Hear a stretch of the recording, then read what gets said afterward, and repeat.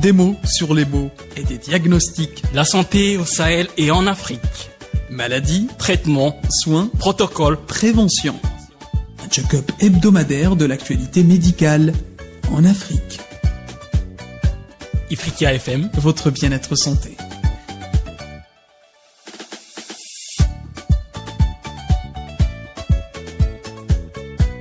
Auditeurs, auditrices d'Ifriqiya FM, bonjour à vous, bonjour l'Afrique. Vous écoutez Santé Mag Afrique, 26 minutes de santé. Vous les passerez avec moi, Samar Hamadi, le docteur Ilyas Khamouk, médecin spécialiste des maladies infectieuses. Bonjour docteur, comment ça va? Bonjour Samar, ça va très bien et toi? Ça va tranquille. Alors aujourd'hui, nous allons parler, contrairement à l'habitude, d'une procédure et pas d'une maladie. Elle est justement entamée lors ou dont le but d'un traitement. Il s'agit, mesdames, messieurs, de l'anesthésie. Il existe bien évidemment plusieurs types d'anesthésie. Aujourd'hui, nous allons parler de 3 types essentiels. La générale, locale et loco-régionale. Mais avant d'aller vers les détails, creusons un peu dans l'histoire de l'anesthésie. Alors, le terme anesthésie provient d'un mot grec évoquant l'absence de sensations. Elle a pour effet de supprimer momentanément les sensations et en particulier celle de la douleur. Elle peut viser un membre, une région ou l'organisme entier.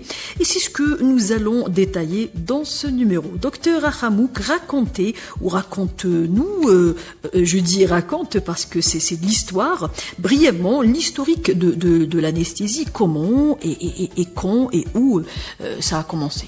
Alors oui, l'anesthésie, comme tu l'as si bien dit, c'est soit d'atténuer la douleur ou de la supprimer, mais aussi améliorer la récupération après un geste médical, après un geste chirurgical, après une exploration, parce qu'on peut faire une fibroscopie, une coloscopie, on peut pas le faire à vif, donc on fait une anesthésie, comme on peut faire une césarienne par exemple, on peut faire une intervention chirurgicale.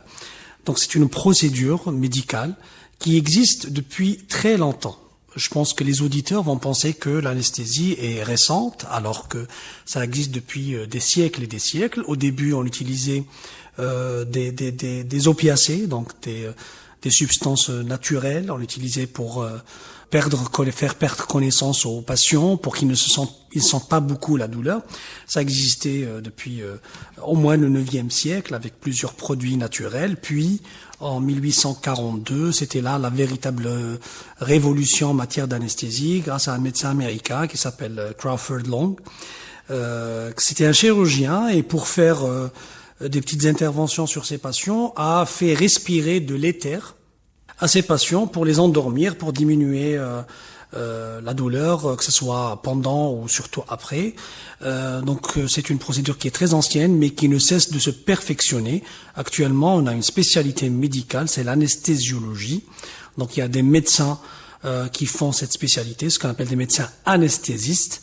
Et puis il y a des techniciens paramédicaux, ce qu'on appelle des AMAR, donc des techniciens qui aident le médecin pour cette procédure médicale, qui, je rappelle, existe depuis longtemps, mais maintenant elle est de plus en plus perfectionnée.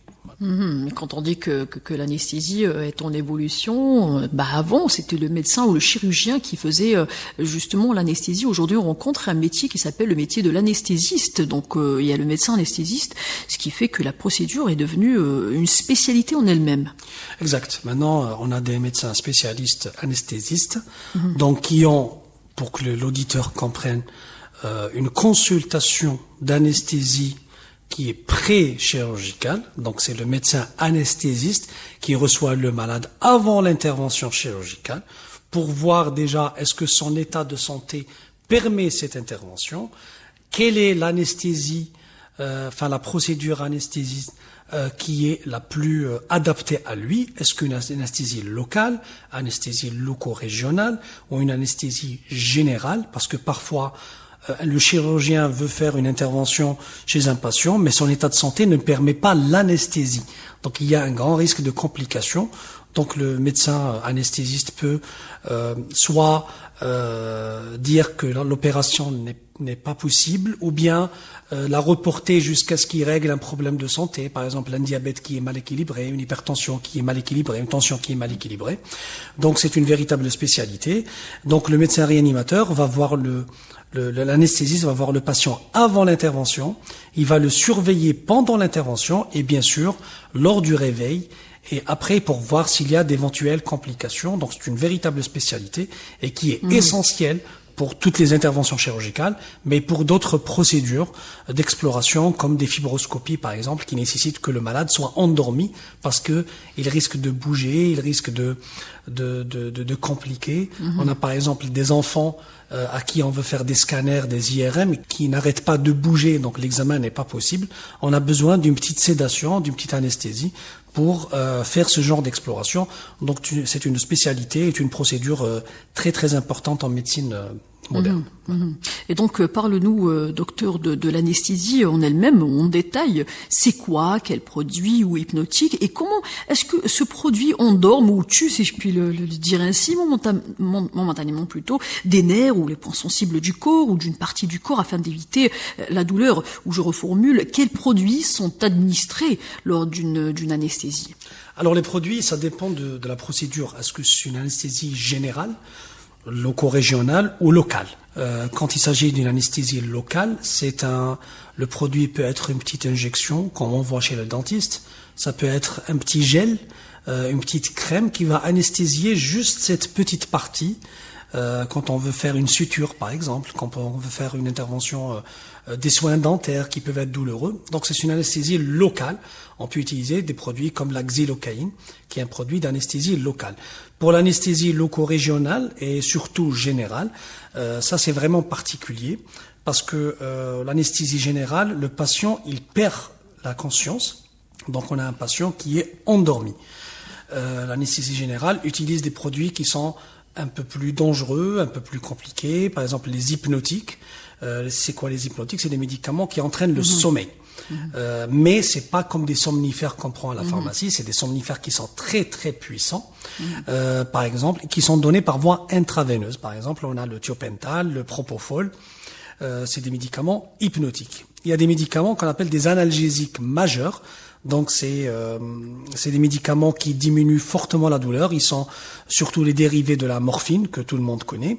Et puis il y a d'autres médicaments comme les curares qui créent un relâchement musculaire en bloquant la contraction musculaire. Il y a d'autres médicaments qui sont un peu moins utilisés, mais ce genre de médicaments, on peut les utiliser avec un seul médicament ou avec une association de plusieurs médicaments selon l'opération, parce que l'intervention chirurgicale, elle peut durer 15 minutes, comme elle peut durer 8 heures ou 10 heures lorsqu'il s'agit de grosses chirurgies, de neurochirurgie, de chirurgie cardiaque, etc. Donc, c'est une association de plusieurs médicaments qui va endormir totalement le malade. Le malade, il est inconscient pour faire une intervention chirurgicale qui est un peu compliquée. Maintenant, selon l'âge du patient, son état de santé, la durée de l'opération, la difficulté de l'opération, c'est le réanimateur, en discutant avec le chirurgien, qui va décider la quantité des médicaments, le nombre de médicaments, l'association de médicaments, les doses aussi. Et qui dit anesthésie générale dit un relâchement total. Donc il faut une surveillance stricte pendant l'opération, une surveillance de la respiration, donc en contrôlant la fréquence respiratoire, l'oxymétrie. Alors l'oxymétrie, c'est la concentration d'oxygène dans le sang. C'est comme les petits appareils qu'on utilisait pendant la pandémie de la Covid. Donc c'est l'oxymétrie. On va surveiller le rythme cardiaque, la pression artérielle, le tonus musculaire. Donc le médecin anesthésiste va surveiller son patient durant toute l'opération. Et je ne sais pas si vous avez vu à la télé, par exemple, lors de documentaires ou de films, on voit toujours le chirurgien qui est en train d'opérer et il y a un monsieur ou une dame qui reste à la tête du patient. C'est ça le médecin anesthésiste. Donc il est accompagné de techniciens, mais lui, il ne voit pas ce qui se passe pendant l'intervention chirurgicale, mais il surveille son patient, sa tension artérielle, sa fréquence respiratoire, sa fréquence cardiaque. Est-ce qu'il peut se réveiller ou pas? Parce que ça arrive que le patient se réveille en pleine intervention chirurgicale, donc il doit intervenir tout de suite pour augmenter les doses ou ajouter un médicament, parce que chaque patient a sa propre réponse à l'anesthésie. Réaction, oui, exactement. Il y a des patients qui s'endorment facilement, il y en a d'autres qui mettent du temps, il y en a qui se réveillent après rapidement, il y en a qui mettent du temps à se réveiller. Donc tous ces paramètres mettent que l'anesthésie générale n'est pas une opération qui est simple. Il faut vraiment surveiller parce que tout le corps est endormi et on surveille les fonctions vitales. Ça, c'est pour l'anesthésie générale. Vous aviez évoqué les médicaments hypnotiques. J'imagine qu'il y a une certaine différence entre hypnotique et anesthésie. Donc, parce que j'en ai déjà vu ou lu quelque part. Donc, quand on parle d'hypnotique, on parle d'une sorte d'endormissement, n'est-ce pas? C'est ça, parce que le mécanisme, dans l'anesthésie générale, il y a forcément un endormissement. Le patient, il dort. Il se rend pas compte. Est-ce qu'il ressent il dort, mais c'est pas pareil avec une anesthésie, j'imagine. Ah, justement, c'est pas des simples somnifères, parce que quelqu'un à qui on donne des somnifères simples, il peut dormir, mais si on le pince, il a mal. Donc il y a la sensation dans les anesthésiques qui sont données par voie intraveineuse à des doses importantes. Il y a l'effet d'endormissement, il y a aussi l'effet de l'anesthésie, c'est-à-dire l'absence de sensations, notamment douloureuses. Exactement. C'est pour ça qu'on arrive à opérer des patients. On leur ouvre le ventre, on leur ouvre la tête, ils ne sentent rien, et même après l'intervention chirurgicale, bien sûr, on va garder une certaine douleur parce qu'il y a une plaie, une douleur qui va rester plusieurs jours. Et même ces doses d'anesthésiques, vont diminuer cette douleur post-chirurgicale. Donc, c'est pour ça que parfois on donne un médicament, parfois on donne plusieurs médicaments pour réguler tout ça. Donc, que faire? C'est-à-dire, on parle de consultation avant l'anesthésie. Comment préparer le patient? Donc, pour bien le préparer, à quoi sert déjà la consultation avec l'anesthésiste? J'ai déjà lu qu'il faut être parfois à jeun pour faire une anesthésie. Oui, l'anesthésie générale, il faut être à jeun parce que j'ai dit qu'il y a un endormissement, un relâchement musculaire. Donc, si on a mangé juste avant l'intervention, on risque de vomir et inhaler ce vomi, c'est-à-dire le vomi va passer par les voies aériennes et induire des problèmes de respiration, ce qu'on appelle le syndrome de Mendelssohn.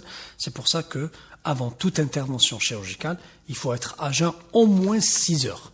C'est pour ça, par exemple, parfois on est hospitalisé en urgence pour une intervention urgente et on nous dit on va attendre quelques heures parce que vous venez de manger. Ou bien parfois le patient il fait une erreur, il s'alimente. Malheureusement, on lui dit non, on peut pas vous opérer aujourd'hui, on va laisser ça pour demain parce que l'estomac doit être vide. Maintenant, pour la consultation pré-anesthésie ou anesthésie, ça commence toujours chez le chirurgien parce que c'est le chirurgien qui pose l'indication d'une intervention chirurgicale. Après, il va demander au patient de faire une consultation, ce qu'on appelle la pré-anesthésie. Chez un médecin anesthésiste. Lui, il va voir le dossier, bien sûr, par rapport à l'intervention, mais il va voir le dossier médical du patient. Est-ce qu'il a des antécédents? Est-ce qu'il est diabétique? Est-ce qu'il est hypertendu? Etc. Parce que parfois, on peut pas, le danger n'est pas l'intervention, mais c'est l'anesthésie. Donc, parfois, on va dire, vous avez le diabète qui est déséquilibré. On va équilibrer avant de faire l'intervention. Ou bien, vous avez un problème dans tel bilan, on va normaliser avant de faire l'intervention. Donc, il faut l'accord obligatoire de l'anesthésiste pour que le patient soit opéré. Donc, c'est ça là. Et quand il n'y a pas de problème, l'anesthésiste va donner son accord. Et puis, on va programmer l'intervention chirurgicale.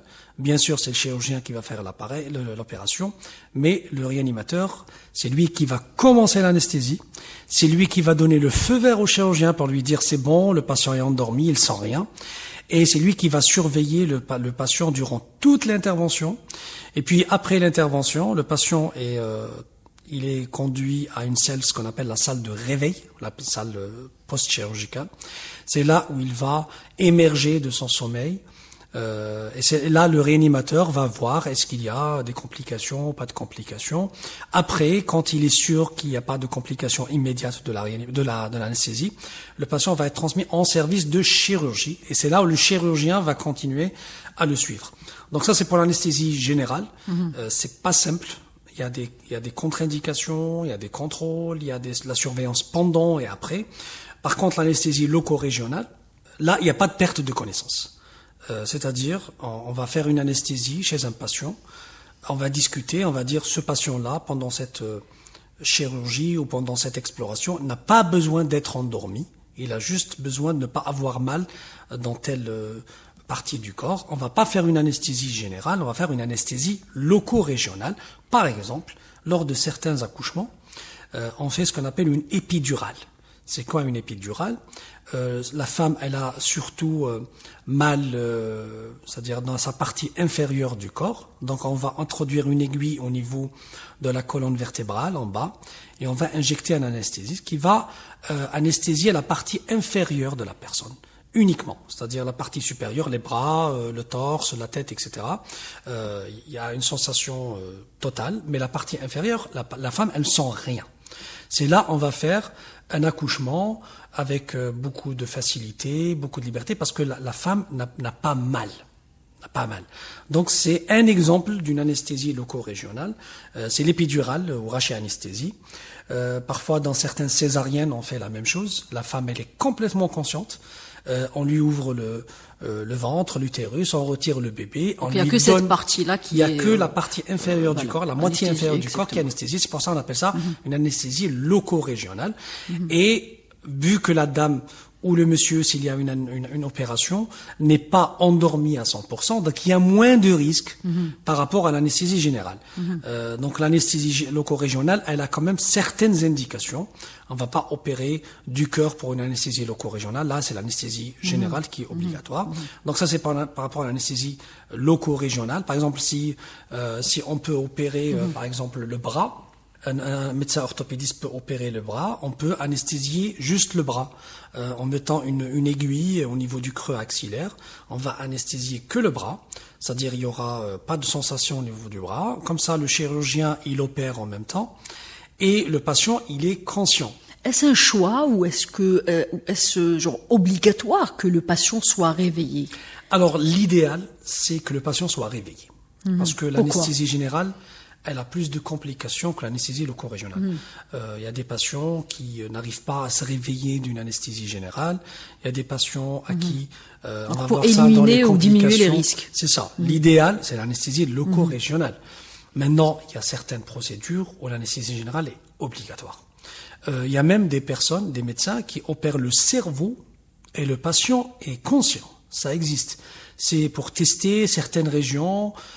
On doit opérer certaines parties du cerveau et les tester en même temps en posant des questions aux patients pour voir est-ce qu'on est en train d'être dans la bonne place, la bonne partie du cerveau, etc. La règle est d'utiliser l'anesthésie générale. Quand on fait une appendicectomie, c'est-à-dire on retire l'appendice, on fait une anesthésie générale. Parce que c'est lourd, c'est douloureux, c'est une procédure qui n'est pas simple. Maintenant, plus on a l'occasion d'utiliser l'anesthésie loco-régionale, plus on l'utilise parce qu'il y a moins de complications, le patient reste moins à l'hôpital, il y a moins de risques de ne pas se réveiller du coma, de ne pas faire de complications cardiaques, etc. Maintenant, il y a certaines opérations qui sont lourdes et là, c'est obligatoire qu'il y ait une anesthésie générale. Il reste l'anesthésie locale. Ça, l'utilisation, elle est vraiment très très limitée. Par exemple, quand on suture, quand il y a une personne qui est blessée, qui a besoin de points de suture, vous savez, la suture, elle est douloureuse. Quand on introduit l'aiguille, on la retire. Pour chaque point de suture, on va 2 fois introduire l'aiguille dans le corps. C'est douloureux. Donc, on préfère mettre une petite piqûre avec un anesthésique local. Là, c'est pas loco-régional, mais local. C'est juste une petite partie de la peau. Différence entre local et loco-régional, docteur. Loco-régional, la régionale, c'est toute une partie du corps. Un bras, une jambe, la moitié inférieure du corps. L'anesthésie locale, c'est pratiquement quelques centimètres carrés de la peau. Une petite partie du corps. C'est une petite partie. Par exemple, l'anesthésie qu'on utilise, les chirurgiens dentaires. Les dentistes utilisent l'anesthésie locale, donc ils vont introduire une aiguille au niveau de la gencive, ils vont anesthésier que la bouche. Exactement. Comme ça, mais le patient reste conscient. Une partie déjà de la bouche, que la partie parfois, c'est même une partie de la bouche, parfois c'est toute la bouche, parce que ça dépend aussi de la procédure. Pour les chirurgiens dentistes, parfois c'est juste un petit soin, parfois c'est une extraction dentaire, parfois c'est de la chirurgie maxillofaciale. Même certains chirurgiens dentistes utilisent l'anesthésie générale quand c'est vraiment compliqué. L'anesthésie locale, quand on veut suturer par exemple, on fait une petite piqûre et on sent pas cette partie de la peau pendant quelques heures. On peut utiliser même des gels ou des crèmes qui vont anesthésier cette partie pendant une petite période. Par exemple, quand on fait une fibroscopie, c'est-à-dire quand on introduit un tube dans la bouche, par exemple pour voir l'estomac, un ulcère gastro-duodénal, etc. On met le tube dans une solution anesthésique pour qu'elle soit rapidement avalée et ne pas induire de douleur au niveau de la gorge. Donc l'anesthésie locale, l'utilisation, l'indication, elle est vraiment limitée, mais c'est vraiment bénéfique parce que il y a peu de complications. Voilà. Donc, quelle est la durée moyenne d'une anesthésie, docteur? J'imagine que, par exemple, il y a des opérations qui nécessitent, il y a des opérations de 24 heures, voire plus. Vous savez, Oui. donc en tant que médecin, donc il y a des opérations qui durent moins. Donc, est-ce que c'est la dose, c'est le degré? Qu'est-ce qui peut jouer sur la période ou la durée d'une anesthésie? En fait, c'est très très compliqué. Si c'est une intervention qui est plus ou moins habituelle, généralement les protocoles sont bien codifiés. Le médecin anesthésique, il sait par exemple pour une appendicite, c'est entre 30 minutes à 1h30, donc il prépare déjà à l'avance une dose selon le poids de la personne, parce qu'on va pas donner le même protocole de médicaments anesthésiques pour une jeune fille qui fait 50 kilos, un gaillard qui fait 100 kilos. C'est pas la même dose. Donc, il va préparer un protocole pour une durée déterminée. Maintenant, on peut, en pleine intervention, le chirurgien va voir qu'il y a des complications, qu'il a besoin d'une demi-heure ou d'une heure ou de 2 heures de plus. Donc, il va parler en pleine intervention avec le médecin anesthésiste pour lui dire « j'ai besoin de plus de temps ». Lui, en même temps, il va rectifier, il va ajouter un médicament, il va augmenter la dose d'un médicament pour prolonger. Maintenant, vous savez, quand dans les interventions chirurgicales très très compliquées, ça peut durer 8 heures, 12 heures, parfois même 24 heures. 24 heures. Et là, on peut pas être lucide pour un chirurgien, on peut pas être lucide pendant 24 heures. Donc ce qu'on fait, généralement des équipes. C'est des équipes de réanimateurs qui vont se relayer. Par exemple, un réanimateur, il peut rester 3-4 heures. Après, il est relayé par un autre réanimateur, enfin un médecin anesthésiste. Et les chirurgiens aussi, ils vont se relier parce que ces genres de complications, généralement, on trouve plusieurs équipes. Par exemple, des neurochirurgiens avec des chirurgiens vasculaires, ou bien des chirurgiens cardiothoraciques avec des chirurgiens vasculaires, avec des chirurgiens orthopédiques, etc. Par exemple, dans les polytraumatisés, les gens qui font par exemple des accidents, ils ont à la fois des fractures au niveau des os, ils ont un problème cardiaque, ils ont des fractures au niveau du cerveau, enfin de la boîte crânienne. Donc il y a plusieurs équipes qui vont intervenir et là on va se relayer. Et bien sûr, dès qu'il y a des complications, on peut suspendre l'intervention, on peut l'arrêter et la reprogrammer après. Exactement. Donc parlons brièvement des effets secondaires, docteur Siona. Par rapport à chaque anesthésie. Oui, alors pour l'anesthésie locale, on peut faire une petite allergie parce que ça existe. C'est pour ça qu'il y a une consultation pré-anesthésique parce que parfois des personnes qui sont très allergiques, on a des personnes dans notre entourage qui ont beaucoup d'allergies, donc on va les surveiller de manière un peu plus importante parce qu'ils risquent de faire une allergie aux produits anesthésiques. Exactement. On peut faire un choc vagal. Et brièvement, comment savoir si on est allergique à l'anesthésie? On peut pas savoir. Si on n'a jamais fait, donc il faut tester. On peut pas savoir. Maintenant, si on a plusieurs allergies à des aliments, etc., on a tendance à être suivi de manière un peu plus intensive, avec même un chariot d'urgence à côté. Maintenant, on doit surveiller. Maintenant, si l'intervention elle n'est pas obligatoire, on peut retarder l'intervention. Maintenant, pour les complications, il y a des complications qui peuvent apparaître tout de suite. Des problèmes cardiaques, une hypotension, des problèmes d'allergie, des problèmes de respiration, etc. Et là, l'anesthésiste qui a aussi une formation de réanimateur, et là, il va intervenir tout de suite. Maintenant, il y a des complications après l'intervention. Il y a des patients qui n'arrivent pas à se réveiller, qui mettent du temps à se réveiller. Parfois, c'est fatal. Il y a des personnes, malheureusement, qui ne se réveillent plus après une anesthésie. Il y a des personnes qui mettent du temps à se réveiller. Il y a des personnes qui font des infections parce que, vous savez, en faisant une anesthésie, on pique la personne et on peut lui transmettre des infections. Donc ça fait partie des complications. Mais heureusement que les complications sont rares, surtout pour les interventions qui sont faites dans des hôpitaux, avec toujours une surveillance de réanimateur. Et parlons aussi brièvement du produit. Donc, revenons sur ces trois procédures, générale, locale et locale. Qu'est-ce qui diffère niveau produit? Est-ce que c'est le produit? Est-ce que la localisation de ce même produit ou autre chose? Qu'est-ce qui diffère? Est-ce que dans une anesthésie générale, c'est un autre produit qu'on met à la personne, qu'on injecte à la personne, et local, c'est autre chose? Donc, alors pour la locale, c'est simple, c'est généralement de la xylocaïne, de la lidocaïne. Ça existe en petite injection, ça existe en gel, en crème. C'est assez simple et généralement c'est le chirurgien lui-même qui va faire une petite anesthésie et opérer. Maintenant pour l'anesthésie générale, à l'ECO régional, il faut un médecin anesthésiste et là c'est des médicaments qui sont complètement différents, c'est des médicaments qui sont injectés par voie intraveineuse ou parfois par inhalation. C'est pour ça qu'on met un masque et parfois association des deux. Donc c'est des combinaisons qui sont très complexes. Et j'ai dit chaque patient, chaque intervention, elle a ses propres protocoles. Voilà. Merci docteur, merci chers auditeurs pour votre écoute. Notre numéro est arrivé à son terme. Vous l'aviez suivi avec moi, Samar Hamadi, le docteur Ilyes Hamouk, spécialiste des maladies infectieuses. Je vous donne rendez-vous mercredi prochain, même heure, même station. D'ici là, prenez soin de votre santé et de votre communauté.